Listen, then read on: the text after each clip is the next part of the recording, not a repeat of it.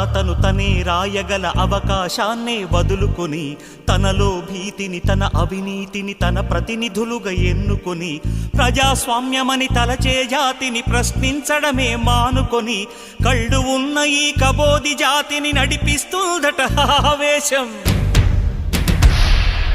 ఆ హక్కేదో తనకే ఉందని శాసిస్తుందట అధికారం.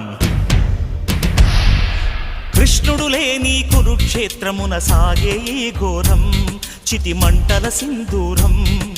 చూస్తూ ఇంకా నిదురిస్తావా విశాల భారతమా, ఓ విషాద భారతమా. అర్ధ శతాబ్దపు అజ్ఞానాన్నే స్వతంత్రమందామా, స్వర్ణోత్సవాలు చేద్దామా. ఆత్మ వినాశపు అరాజకాన్నే స్వరాజ్యమందామా, దానికి సలాము చేద్దామా. శాంతిక పోతపు పుట్టుక తెంచి తెచ్చిన బహుమానం